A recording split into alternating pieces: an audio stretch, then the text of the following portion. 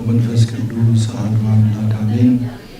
ቅዱስ አምላካችን እግዚአብሔር ሆይ በምሕረትህ በቸርነትህ ጠብቀህ በተቀደሰው ስፍራ ስምህን እንድንጠራ ሳይገባን ስለፈቀድክልን እናመሰግንሃለን።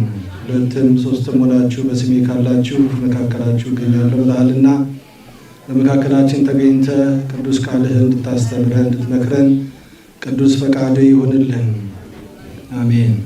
የእግዚአብሔር ልጆች ክርስቲያኖች በድጋሚ እንደምናደራችሁ አሜን። እግዚአብሔር አምላካችን ስሙ የተመሰገነ ይሁን።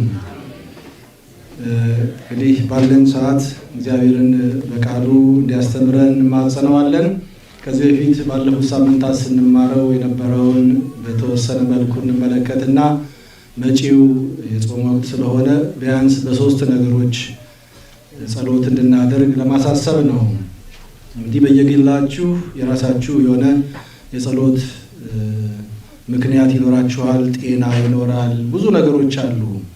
ቤተሰብ ይኖራል። አሁን በሀገር ደረጃም ያለ ነገር አለ፣ እንደገና ደግሞ በቤተ ክርስቲያንም ያለ ነገር አለና ስለ ሶስት ነገሮች ብዙ የመንፈሳዊ ነገሩ ሲጓደል ነው ስጋዊ ነገሩ አብሮ ገደል የሚገባውና እንደሱ እንዳይሆን ትህትና፣ ፍቅርና ህብረት ወይም አንድነት በሚሉት ነገሮች ላይ እነዚህን 40 ቀናት በእናንተ ባላችሁ አጀንዳ ላይ ጨምራችሁ እንድትጾሙ ለማሳሰብ ነው። እነዚህ ጌታ ያስተማረን ትምህርቶች ናቸው። በመጠኑ እናያቸዋለን። እንግዲህ የተነሳንበት ርዕስ በጎቼ ድምፄን ይሰማሉ እኔም አውቃቸዋለሁ ይከተሉኝማል ብለን ነው። ዛሬ ደግሞ የዘመርነው ምን ብለን ነው? ምን ብለን? እረኛዬ ነህ አልነው። በቃ ምንድን አልነው? የነፍሴ ቤዛዋ ነህ። ምን አድርግልህ? ምን ሆንክላት አልነው? የቆሰልክላት ባለውለታዋ። ቅዱስ ጴጥሮስ ባለፈው ሳምንት ይሄን አንብበን ነው የተውነው። መልእክቱም ይሄንን የዘመርነው ይሄ አሁን ያልነውን የዘመርነው በመገረፉ ቁስል ምን ሆናችሁ? ተፈወሳችሁ።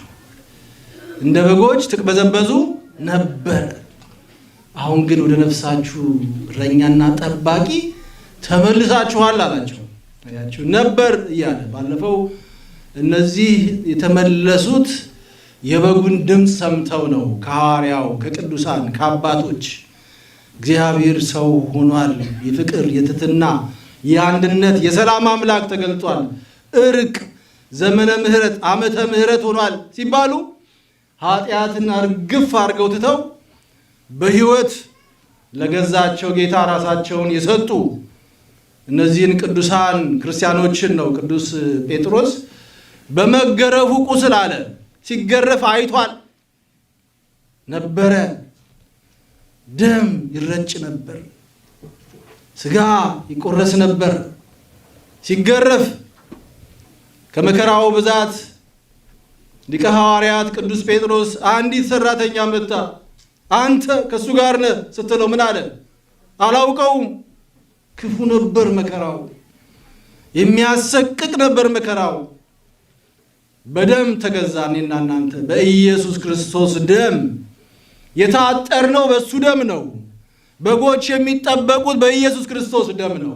ነፍስ የምትጠበቀው ከዘላለም ጥፋት የምትድነው ሞት አልፏት የሚሄደው በኢየሱስ ክርስቶስ ደም ብቻ ነው፣ ሌላ የለም።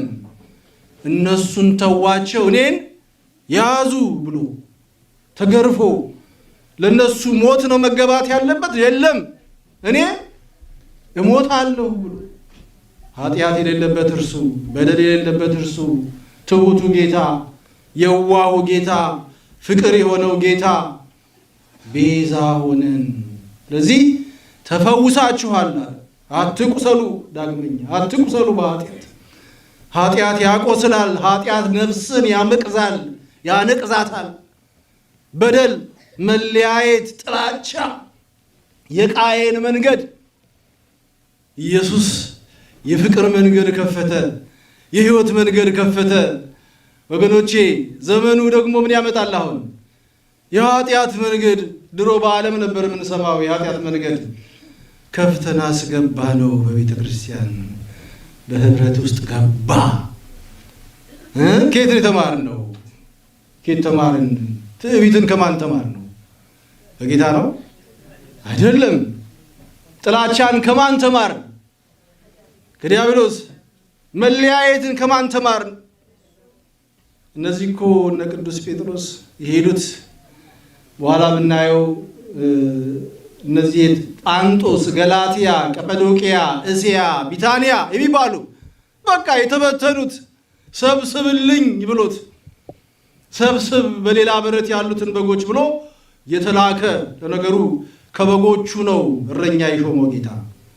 ስለዚህ በጎቹ እነዚህ ትልልቅ በጎቹ እረኛውን ስለሚያዩ እሱን እየተከተሉ ስለሆነ እነሱን የሚከተሉ ደግሞ ወደ ነው የሚሄዱት፣ ወደ እረኛው ነው የሚሄዱት። አያችሁ፣ ከበግ ሲሾም ጥሩ ነው፣ እንደሱ ካልሆነ አደገኛ ነው። ስለዚህ እነዚህ ይታዘዙና አለ እግዚአብሔር አብ አስቀድሞ እንዳወቃቸው አለ። ቅድም ያነበብነው መልእክት ሲጀምር በመንፈስም እንደሚቀደሱ ኃጢአተኞች ሙታን በበደላቸው የሞቱ ከእግዚአብሔር የተለዩ እንኳን ቅዱስ ብለን በቤተ መቅደሱ ልናመሰግነው ቀርቶ ስሙን መጥራት የማይገባን በደለኞች ለምጣሞች ነበር። ግን አስቀድሞ ያወቃቸውን ጠራቸው ተብሏልና እንደሚቀደሱ ይታዘዙና አለ። በቃ ያችሁ ክርስትና ከመታዘዝ ከወጣ በደል ነው፣ ውሸት ነው የሚሆነው፣ ክህደትም ነው የሚሆነው።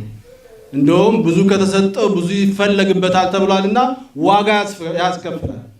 አያችሁ፣ ዳኛው ሲበድል ዋጋ እጥፍ ነው።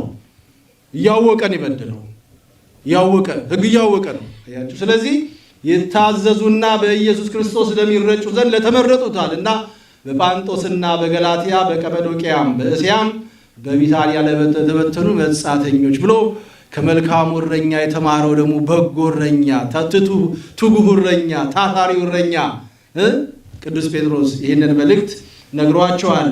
በደም ነው የተገዛ ነው። የዕብራውያን ጸሐፊ ምን አለ? በዘላለም ኪዳን ለበጎች፣ በዘላለም ኪዳን ደም ለበጎች ትልቅ እረኛ ቤተ ክርስቲያን የክርስቶስ ናት። እኔ እናንተ ሁላችንም የእገሌ አይደለንም፣ የክርስቶስ ናት። ክብሯም ልዩ ነው፣ ልዕልናዋም ልዩ ነው። በተለይ የኢትዮጵያ ቤተ ክርስቲያን ልዩ ክብር ነው ያላት። ክብሯ እኛ እናውቀውም። የሚገርማችሁ እኔ በአንድ ወቅት እነዚህ ምስራቅ አውሮፓ ያሉ አማኞች እዚህ አካባቢ ያሉ ናቸውና ቤተ መቅደስ ወይም አዳራሽ ለሰርግ ልንከራይ ሄድኩኝና ካህኑ አናገሩኝ፣ አሳዩኝ። አዳራሹ እንደዚህ ነው፣ ስርዓቱ እንዲህ ነው፣ እንዲህ ታረጉት ሰዓቱን አሉና ወደ ቤተ መቅደሳቸው ወሰዱኝ። ይሄ ቤተ መቅደሳችን ነው፣ ያምራል። እነሱ ቤተ መቅደስ ሲሰሩ ግሩም አድርገው ነው የሚሰሩትና ትልቅ ወንበር አለ እዚህ ጋር ማንም እንዳይቀመጥ፣ ትልቅ ማንም አይቀመጥበት፣ ሚስጥር አለው። በመቅደሱ ፊት እንዲህ አትመላለሱ በዙፋኑ ፊት አሉ። መቅደሱን የምሰጠው ኢትዮጵያውያን ስለሆናችሁ ነው አሉ። የኢትዮጵያ ቤተ ክርስቲያን ግራንድ ፋዘር ቸርች ናት አሉ፣ አያታችን ናት አሉ። እኔ ትንሽ ሆንኩ፣ ይሄን አላውቅም። እኛንን ማናውቃት እኛ በተለይ አሁን በፊት እንኳን ቅዱሳን አሁንም አሉ፣ እኔም በዘመኔ ማቃቸውም አሉ ከገዳም ሊሾሙ ብለው አሁን እኔም በጣም ወዳጅ አባቴ የወጡት ከገዳም ሊሾሙ በር ዘግተው ጓደኞቻቸው አንተን እሱን ሾሙ ሲባባሉ ሌሊት ነው ተነስተው የጠፉት። በእኔ ኃጢአት ልጠየቅ አልችለውም ብዬ ነው የወጣሁት አሉ ለማለት ነው። እና የቤተ ክርስቲያን ክብሯ ልዩ ነው፣ ድንቅ ነው፣ በክርስቶስ ደም ተዋጅታለችና። ስለዚህ ባለፈው ሳምንት የነፍሳችን እረኛና ጠባቂ ኢየሱስ ክርስቶስ እንደሆነ የፍቅር ጥሪውን ድምፁን ወይም ትምህርተ ወንጌልን ሰምተው ያመኑ ወደ እርሱ የተመለሱትን ሁሉ እንደሚንከባከብ፣ እንደሚመራ፣ እንደሚያሰማራ፣ እንደሚጠብቅ ክፉ ከተባለ የነፍስ ጠላቷ ከኃጢአት ከዘላለም ሞት፣ ምክንያቱም ኃጢአት ሞትን ነው የምትወልደውና ከዚህ ከክፉ ዓለም ገዥ ከዲያብሎስም እንዲታደጋቸው እንደሚታደጋቸው በመጠኑ ለማየት ችለናል። እነዚህ የመልካሙን እረኛ ድምፅ ሰምተው ወደ ጌታቸው የተሰበሰቡትን እንግዲህ ሐዋርያት የሰበሰቧትን ነው የምንለው፣ በትምህርት በማስተማር እግዚአብሔር ሞቶልሃል አትሙት እየተባለ ማለት ነው። የተሰበሰቡትን በፈቃዳቸው ወጥተው እስካልሄዱ ድረስ አሁን እንደምናየው ፈቃድ ከእግዚአብሔር ውጪ የምናደርገው ከወንጌል ውጪ የምናደርገው ካልታዘዝነው ውጪ የምናደርገው ሁሉ በፈቃድ መውጣት ነው። እግዚአብሔር አያስገድድም። እስካልሄዱ ድረስ ማንም ከእጄ አይወስዳቸውም በማለት በዘላለም ቃል ኪዳን በማይሻር ቃሉ አረጋግጦላቸዋል። ፍቅሩን በሞት ገልጿልና በጎቼ ድምፄን ይሰማሉ፣ እኔም አውቃቸዋለሁ፣ ይከተሉኝማል።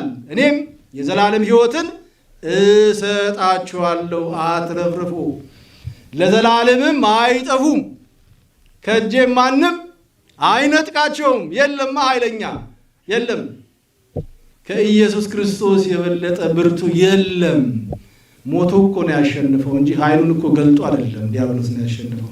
በድካም እኮ ነው ያሸነፈው። ተገርፎ እኮ ነው ቁስላችን የፈወሰው። ደክሞ እኮ ነው ያበረታን። መቃብር ገብቶ እኮ ነው በትንሣኤ ትንሣኤያችን ያበሰረ፣ ሞታችን ያጠፋ። በኃይሉ አልተገለጠም፣ ይገለጣል ግን። የወጉትም ያዩታል ተብሏል። ምድርና ሰማይ ከፊቱ እንደ ወረድ ሸሹ ነው የሚባለው። የግዙፉ ዓለም ሸሸ ይባላል። ከግርማው ከክብሩ ከልዕልናው ሲገለጥ ግን ትሑት ሆኖ የዋህ ሆኖ እንደ በግ እየተረዳ እየተገረፈ። አሁን አንድ አባት ካህን በጥፊ ሲመቱ ሁላችን አለቀስን፣ አረ አዘን። ግን በአደባባይ ተጸፋህላት በጥፊ ሲባል ማንም አይሰማውም፣ አይሰማንም። ውሸታችን ነው። ምንም አላየነውም፣ አልገባንም። የእሱ እኮ አንድ አይደለም። እሱ እኮ የተቀበለው ምራቅ እኮ አንድ አይደለም። አክ እያሉ እኮ የተፉበት። የሮማ ወታደሮች ብዙ ነው እኮ የሚበሉት፣ ብዙ ነው የሚጠጡት፣ ብዙ ነገር አለ፣ ብዙ ነገር አለ። እንዲህ ነው የሆነላት፣ እንዲህ ነው በአደባባይ የተገረፈላት። ግን አላወቀችም፣ አታውቀው፣ አልተገናኙም። ከአባቴም እጅ ሊነጥቃቸው ማንም አይችልም ብሎ ይህን ቃል ነግሮላል። በአንጻሩ ደግሞ እናንተ ከበጎቼ አይደላችሁም የተባሉ ነበሩ፣ በዛን ጊዜም አሁንም አሉ። እነዚህ በጎች ያልሆኑት ከበጎቹ የሚለዩበት ዋናው ምክንያት የክርስቶስን ትምህርት ባለመቀበላቸው ብቻ ነው። ሰዎች ናቸው፣ ባለፈው አይተናል።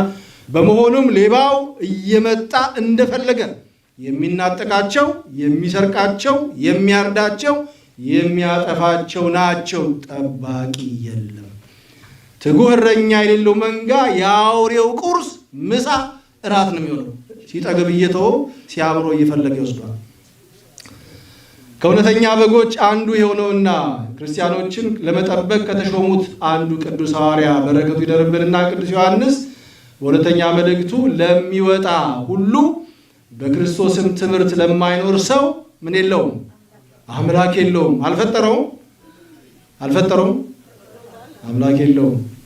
በክርስቶስ ትምህርት ለሚኖር አብና ወልድ አሉት። ይጸልያል ግን ወደ እውነተኛው አምላክ አይደለም። ይሰግዳል ግን ወደ እውነተኛው አምላክ አይደለም። ይለምናል፣ መልስ የለም። ፀሐዩን ያወጣለታል፣ ዝናቡን ያወርዳል። በጻድቃንም በኃጢአተኛም ብሏል። ቀን ቀጥሯልና። እነዚያ በጎቹ ያልሆኑት በክርስቶስ ትምህርት የማይኖሩት የእግዚአብሔር ልዩ ጥበቃ ከእነርሱ ጋር ባለመሆኑ፣ ልዩ ጥበቃ በደም ነው የሚጠበቀው። ክርስቲያን በደም ደሙን አልፎ የሚመጣ የለም። ማንም እንዴ የእግዚአብሔር ነው ብሎ ነው የሚሄደው፣ አደራ ከሰጠነው ማለት ነው። እውነተኛውን አምላክ ባለማወቃቸው አምላክ የላቸውም ተብለዋል። የክርስቶስ ትምህርት ጌታችን ኢየሱስ ክርስቶስ ሰው ሆኖ ያስተማረው የኖረው ትምህርት ነው። አሁን ይህን የምንዘነጋው የኖረው እምነት፣ ተስፋ፣ ፍቅር፣ እነዚህ ሶስቱ ጸንተው ይኖራሉ ተባለ። ከሁሉ የሚመጣው ምንድን ነው? ፍቅር ነው ይላል። እምነትና ተስፋ ግን ይኖረናል፣ ፍቅር ግን በዜሮ። የክርስቶስ ትምህርት ጌታችን ወይም የኖረው ትምህርት ነው ካለ በኋላ አምላክ ወሰብ በሚለው ወይንም አምላክም ሰውም ብለን በተዋሕዶ ትምህርት የተገለጠው የአዲሱ ሰው የክርስቲያን ባህሪና ጠባይ ናቸው። በክርስቶስ ያየነው አዲሱ ሰው ሊሆን የሚገባውን ነው ሆኖ ነው ያሳየን። አስተምሮን ብቻ አይደለም። እንደኔ እዚህ ጋር ተናግሬ ነገ ስታዩ ሌላ ነገር እንደማደርገው አይደለም፣ ሆኖ ነው ያሳየን ማለት ነው። እግዚአብሔር ሰው የሆነው ሊመራን አርአያ ሊሆነን ነውና በእኔ ኑሩ እኔም በእናንተ ቅርንጫፍ በወይኑ ግንድ ባይኖር ከራሱ ፍሬ ሊያፈራ እንዳይቻለው እንዲሁ እናንተ ደግሞ በእኔ ባትኖሩ አትችሉም ብሏል ጌታ። እኔ የወይን ግንድ ነኝ፣ እናንተም ቅርንጫፎች ናቸው። የወይን ግንድ ላይ ግራዋ ምን ይሰራል? ምን ይሰራል? ኮሽም ምን ይሰራል? ምንም አይሰራም። ያለ እኔ ምንም ልታደርጉ አትችሉምና በእኔ የሚኖር እርሱም እኔም በእርሱ እርሱ ብዙ ፍሬ ያፈራል። ቅድም እርኩስት ከሆነች ከቤቴ ጠፈር በታች ትገባ ዘንድ አይገባኝም አለ። ግባ እያለው ነው። በደጅ አንኳኳሉ ይላል። ልግባ ይላል እኮ እሱ። እኛ ግን አናስገባም። ሌላ ገብቷላ። ሌላ ኃጢአት ነግሷል። በደል፣ ክፋት፣ ምቀኝነት፣ የቃየል መንገድ፣ መገዳደል፣ መጠላላት በእግዚአብሔር ቤት ስሙን እየጠራን እያመለክ ነው። ከዚህ ወገን ነው እኮ እኛ የምናመልክ የምንወደው ከዚህ ወገን። አሁን እኛ ምናችን ነው የሚለይ? በመድኃኒዓለም ምናችን ከዚህ ወገን ከየት ተማሩ? እግዚአብሔር ይርዳል። በእኔ የማይኖር ቢሆን እንደ ቅርንጫፍ ወደ ውጭ ይጣላል፣ ይደርቅማል። እነርሱንም ሰብስበው ወደ እሳት ይጥሏቸዋል፣ ያቃጥሏቸዋል። ይሄ ይሆናል። እውነቴን ነው የምለው፣ ይሄ ይሆናል። ቃሉ ነው። እዚህ ውስጥ እንዳንገባ ነው የምንማረው ማለት ነው። አያችሁ፣ መሆኑ አይቀርም። አሉ ብሏል። ይጣላሉ፣ ብሏል። ቅርንጫፍ መስለው ከግንዱ ጋር ሆነው መስለው የሚኖር ግን ታች ተቆርጠው ተጥለው ማለት ነው። በእኔ ብትኖሩ ቃሎቼም በእናንተ ቢኖሩ የምትወዱትን ሁሉ ለምኑ ይሆንላችሁማል ብሏል። ዮሐንስ ወንጌል ምዕራፍ 15 ከቁጥር 4 ጀምሮ አንብቡት። ሰው አምላክ ሆነ ወይም አምላክ ሰው ሆነ ብለን በምናምነው በክርስቶስ ትምህርት መኖር ክርስቶስ ያስተማረውን ማመን አድርጉ ያለውንም ማድረግ ይጠይቃል። አምላክ ወሰን ብለን አንተ የሕያው እግዚአብሔር ልጅ ክርስቶስ ነህ ብሎ ቅዱስ ጴጥሮስ እንደተናገረው ያን ማመን በዛ ውስጥ በብዙ ስለተማራችሁ ወደዛ አልሄድም። ግን መኖርንም ይጠይቃል። ክርስትናው የሚጠይቀው ኑሮ አለ። እንዲሁ ዝም ብለን መረን መኖር አንችልም፣ አይቻልም። ገደብ አለው። ወታደር ከተባለ እንዴት ነው? ምንም አይጠበቅበትም። አይጠበቅም። ዝም ብሎ የሚኖረው እንደፈለገ እንደሱ ነው። እንደውም የወታደር ኑሮ በጣም ከባድ ነው። እንቅልፍ እንኳን በአግባቡ አይተኛም። ሌሊት 4 o'clock ተነስቶ ነው የሚያስሮጡት። ብዙ ትግል አለበት። ገብቷላ። ክርስቲያን ከገባ ክርስቲያን መሆን አለበት። ሌላ የለም። ሌላ በዚህ ወይ ግማሽ ኑሮ ስለሌለ ማለት ቤተክርስቲያን ክርስቶስን የምትመስልባቸው ብዙ ትምህርት ቢኖራትም ትሕትና፣ ፍቅር፣ አንድነት ዋናዎቹ ናቸው። እነዚህ የተገለጡ በክርስቶስ ያየናቸው ያስተማረ ሰው የሆነልን ወይም ደግሞ ልዑሉ ትሑት የሆነልን ስለወደደን ነው። በቤተልሔም ዋሻ ያደረው በጽንሰቱ ያየነው እኮ ይሄንን እኮ ነው። የባሪያን መልክ ሰው መሆን ለእግዚአብሔር በጣም የሚደንቅ ነገር ነው። የፈጠረውን መሆን ሰውን እኮ በእጁን ያበጀው ከምድር አፈር አበጀው ነው የሚለው። ሰው ሆና ከመቤታችን ሲወለድ በቤተልሔም ሲያድር ምንም የለውም የድሃ ልጅ ተብሎ ትሑት ከጽንሰቱ እስከ መቃብር እስከወረደበት ቀን ድረስ ጌታ ያስተማረው የኖረው ትሕትና ነው። እግዚአብሔር በዚህ መልኩ ነው ቤተክርስቲያን የሰራት። ሌላ አታውቅም፣ ሌላ የላትም። የእሱ ናታ፣ አካል ናታ አይደለም። እሱ ራስ ነው፣ እሱ አካሉ ናት። ከዚህ ወጪ የለም፣ ሌላ ትምህርት የለም። ገብቶ ነው አጅር ያስገብቶት ነው በራሱ ሰዎች። ስለዚህ ስለወደደን ነው ከኛ ባህሪ ጋር በተዋህዶ አንድ ያደረገው። የራሱን ባህሪ አካል ከሁለት አካል አንድ አካል ከሁለት ባህሪ አንድ ባህሪ ብለን ስለምናምን ጌታችን ከጽንሰት እስከ ሞት ያስተማረን ትሕትና እና ፍቅርን አዋህዶ ነው። ጠላቱን ገንዘብ አደረገው። ሰው የእግዚአብሔር ጠላት ነበር።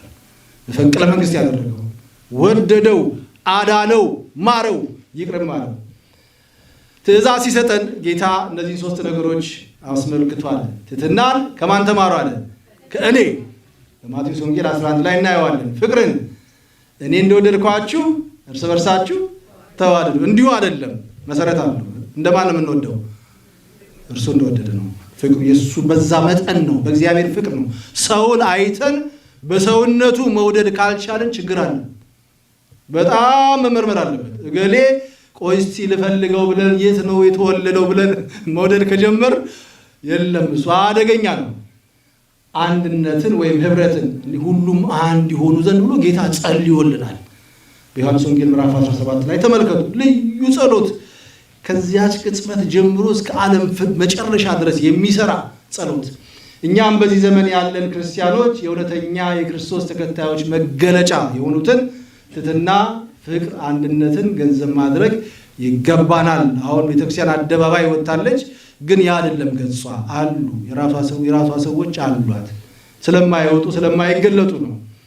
በእኔ የማይኖር ግን እንደ ቅርንጫፍ ወደ ውጭ ቢሆን ቢኖር ወይም ቢሆን እንደ ቅርንጫፍ ወደ ውጭ ይጣላል፣ ይደርቅማል። እነርሱንም ሰብስበው ወደ እሳት ይጥሏቸዋል፣ ያቃጥሏቸውማል የሚለው ፍርድ እንዳይደርስብን በጥንቃቄ መማር፣ መታዘዝ፣ እርሱ በቸርነቱ እንዲረዳን መጸለይ ይገባናል። የጌታችን የኢየሱስ ክርስቶስን ጥሪ መስማት፣ ትምህርቱንም በሚገባ መቀበል ከዘላለም ጥፋት ያድነናልና በጎቼ ድምፄን ይሰማሉ ብሏል። እሱም ከኔ ተማሩ አለ። ምንድን ነው ያስተማረ? እናንተ ደካሞች አለ። ምንድን ነው የተሸከሙት? ምን አይነት ሸክም ነው? ኃጢአት የሚያጎብጥ የከበደ ሁሉ አለ። በቃ ሲያያቸው አጅሬ እያነሳ የማይጭነው የኃጢአት አንዱ አይበቃም። እዛ 7 ሆነን እንመጣለን ብሎ እንዳለው በቃ ፍጹም በቃ ኃጢአተኛ ነው ሲያደርግ አንድን ሰው ሲያደርገውና ወደ እኔ ኑ አለ፣ እኔም አሳርፋችኋለሁ አለ። ያሳርፈን ይችላል። ሸክምን ማቅለል ያነሰዋል። ታክመን እኮ ነው ሁላችን። አክሞን እኮ ነው፣ ፈውሶን እኮ ነው። ማን ይቆም ነበር በዚህ? ኃጢአተኞች እኮ ነን ሁላችን። በደላችንን ከድኖ በጸጋው ግምጃ ይቅር ብሎ ታግሶ ተሸክሞ አጥቦ አንጽቶ ቀድሶ ያቆማል። ትላንት እንደዚህ ነበርሽ አይልም። ቸር እረኛ የሚራራ እሺ ለምትለው ነፍስ ኢየሱስ ክርስቶስ በጎ ነው፣ መልካም ነው፣ የሚያሳርፍ ነው። ቀንበሬን በላያችሁ ተሸከሙ አለ። እንዲሁ አይኖርማ። ዝም ብሎ ተፈቶ መሄድ የለም። ሌላ ቀንበር አለ፣ ቀለል ያለው አታድርግ። አሁን አትስረቅ ምንድን ነው የሚከብደው? ምን ይከብዳል? አይከብድም እኮ አይደል? ፖሊስ እንዳይዘው ፖሊስ አይፈራም። አያችሁ፣ አታመንዝርም፣ አይከብድም። ቤተሰብ አይበላሽም፣ አይጠፋም፣ አይፈርስም። አትዋሽ፣ አይከብድም።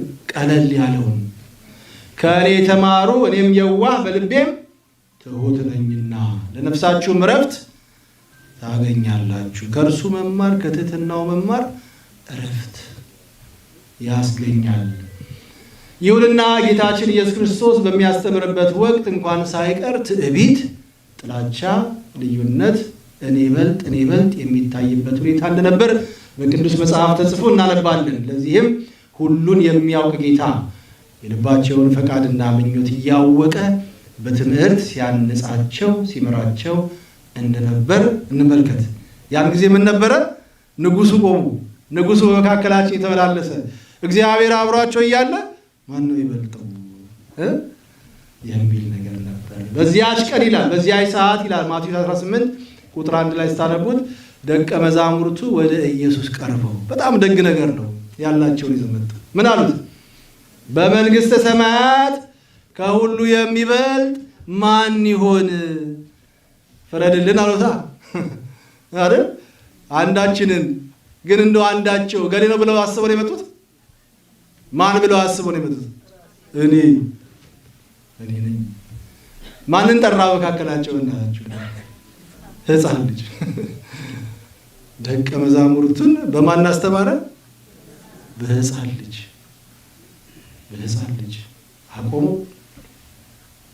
አቆሙ በመካከላቸው። በአይን ትምህርት ስለሚገባ እንዳይረሱት፣ ምክንያቱም ይረሳል።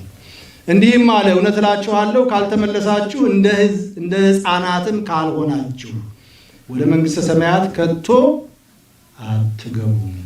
እንግዲህ እንደዚህ ሕፃን ራሱን የሚያዋርድ ሁሉ በመንግሥተ ሰማያት ከሁሉ የሚበልጥ እርሱ ነው። በመንግሥተ ሰማያት የሚበልጥ እርሱ ማለት እዚህ ትምህርት ሰጠ። እንደዚህ ሁኑ ማለት ትሑታን ሁኑ። ልጆች ብዙ ባህሪያት አሏቸው። ጌታውን እየገለጸልን ያለው ለነሱ ስልጣን ግድ የላቸውም አይደለም። የሚላላኩ የሚያገለግሉ ናቸው። ቂም በቀል አያውቁም። ወላጆችን አጣልተው እነሱ ይታረቃሉ። የዋሃን ናቸው። ተመለሱ አለ። እንደዚህ ካልሆናችኋል። በማቴዎስ 20 ቁጥር 18 ላይ እንግዲህ ደጋግሞ የሚያስተምርበትን መንገድ ትመለከቱ ነው። እነሆ ወደ ኢየሩሳሌም እንወጣለን ብሎ ጌታ ተናገረ። ከዚህ በኋላ ያለውን ትምህርት ስሙ። የሰው ልጅም ለካህናት አለቆችና ለጻፎች ይሰጣል፣ የሞት ፍርድም ይፈርዱበታል፣ ሊዘባበቱበትም፣ ሊገርፉትም፣ ሊሰቅሉትም ለአሕዛብ አሳልፈው ይሰጡታል፣ በሦስተኛውም ቀን ይነሳል አላቸው። ቁጥር 20 ስታዩት ያስደንቃል። በዚያን ጊዜ የዘብዴዎስ ልጆች እናት ከልጆቿ ጋር፣ አሁን እነሱን ለመውቀስ አይደለም፣ እነሱ ከኛ የከበሩ ናቸው። ትምህርቱን ተመልከቱ። እነሱን አንወቅስም፣ በክብር ነው ያሉት። በረከታቸው ይደርብን። እየሰገደችና አንድ ነገር እየለመነች ወደ እርሱ ቀረበች። ለምን? ወደ ኢየሩሳሌም እንወጣለን ብሏላ። ሌላውን ግን አልተመለከቱት። እሞታለሁ፣ እገረፋለሁ፣ እሰቀላለሁ፣ አሳልፎ ይተኛል። እሱ የለም። ምንድን ነው ያለው? ወደ ኢየሩሳሌም እንወጣለን የሚለው። እርሱም ምን ትፈልጊያለሽ አለ። እሱ አንድ ብቻ ግራና ቀኝ ልጆቿን ይዛ፣ እነዚህ ሁለቱ ልጆቼ አንዱ በቀኝ አንዱ በግራ በመንግስት እንዲቀመጡ እዘዝ።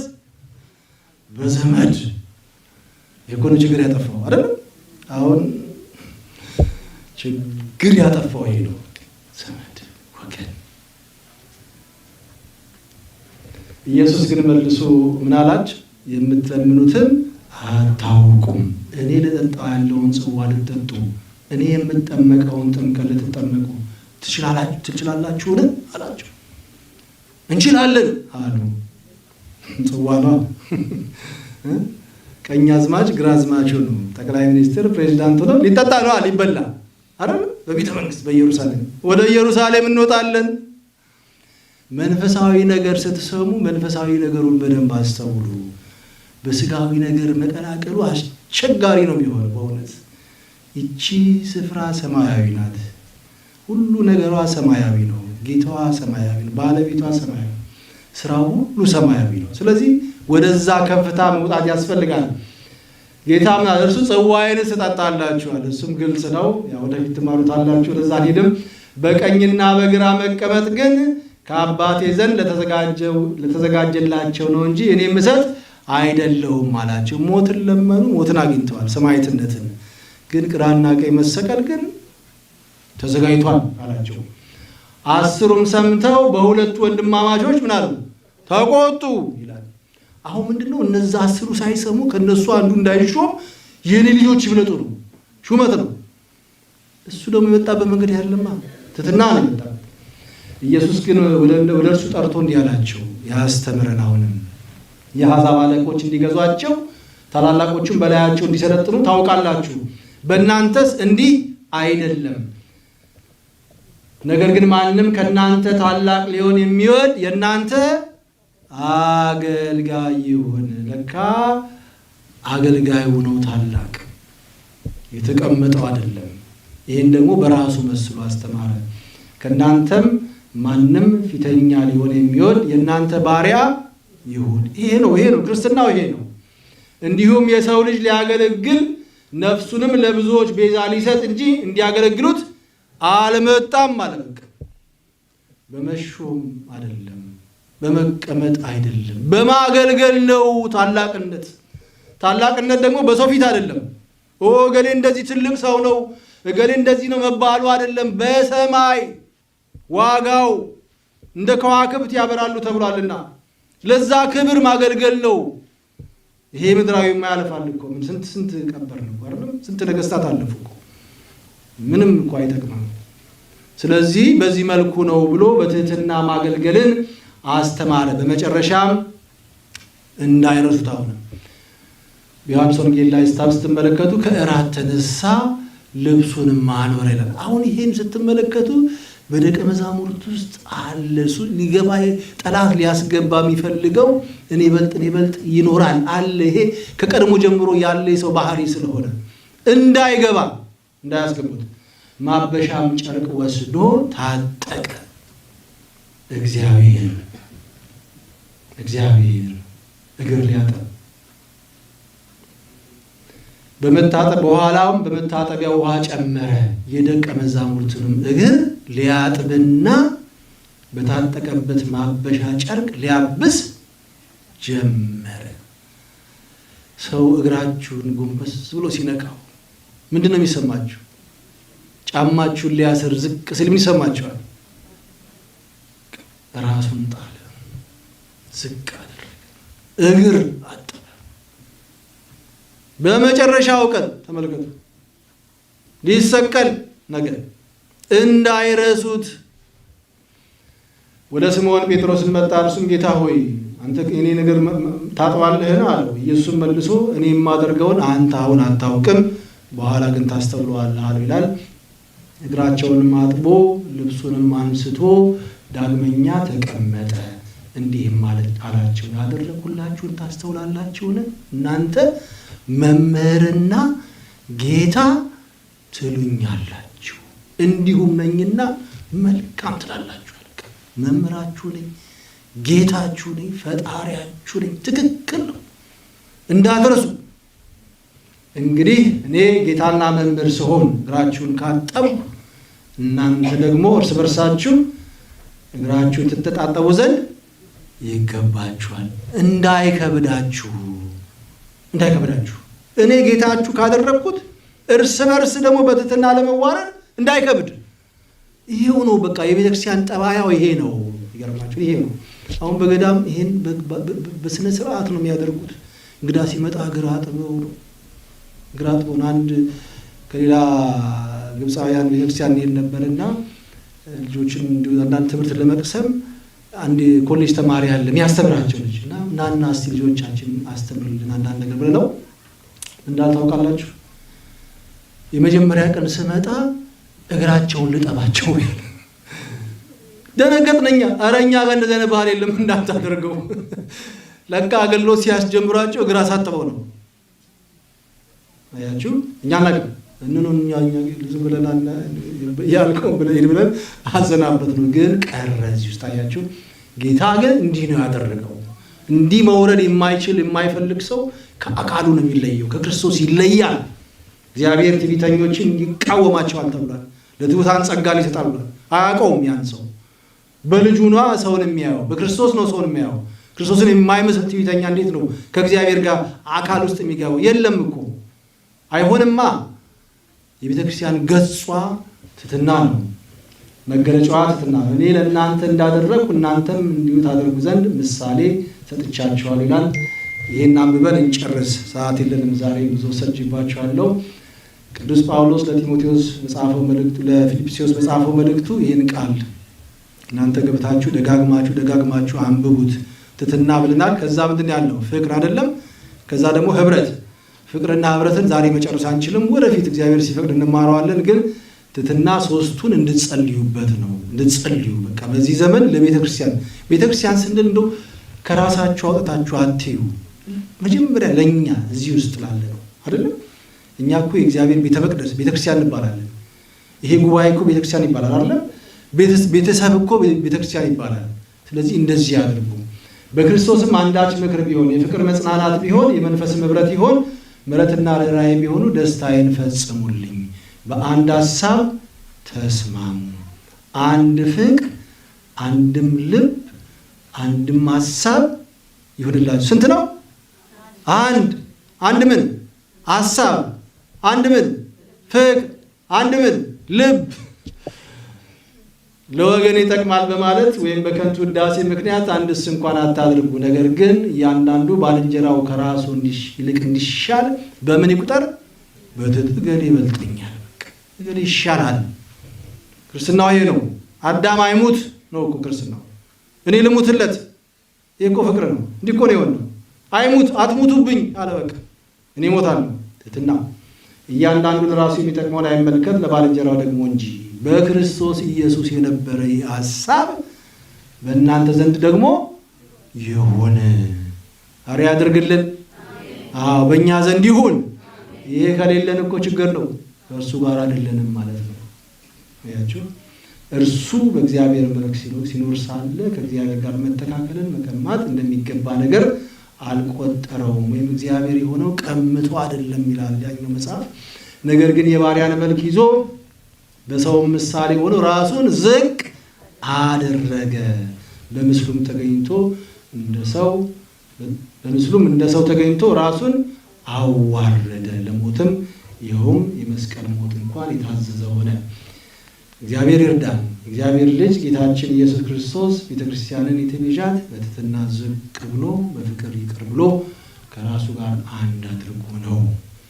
አካሉ ናትና ቤተክርስቲያን የምትገለጠው በትሕትና በፍቅር በአንድነት ነው። እነዚህ የሰላሟ መሰረት ናቸውና። ይሁንና ጠላት ትዕቢትን፣ ጥላቻን፣ መለያየትን ለማስገባት ቢተጋም በፈተና ዓለም ያለች ቅድስት ቤተክርስቲያን ራስ የሆነላት ጌታ በትሕትና በፍቅር በአንድነት ለመምሰል ራስ የሆነላትን ጌታ በትሕትና በፍቅር በአንድነት ለመምሰል በጾም በጸሎት በስግደት ይህን የመከራ ዓለም ማሸነፍ ይገባታል። እነዚህ ከታላቁ መከራ የመጡ ናቸው የተባለው ወንጌል የሚያስክድ ከወንጌል የሚያወጣ ብዙ ትግልና መከራ በዓለም ስለሚያጋጥማት ነው። እግዚአብሔር አምላካችን እኛም ቤተክርስቲያንም አሁን ያለችበትን ፈተናና መከራ አልፋ በልዕልናና በክብር እንድትገለጥ እንዲረዳን ቅዱስ ፈቃድ ይሁንልን። የመከረን ያስተማረን አምላካችን እግዚአብሔር ስሙ የተመሰገነ ይሁን።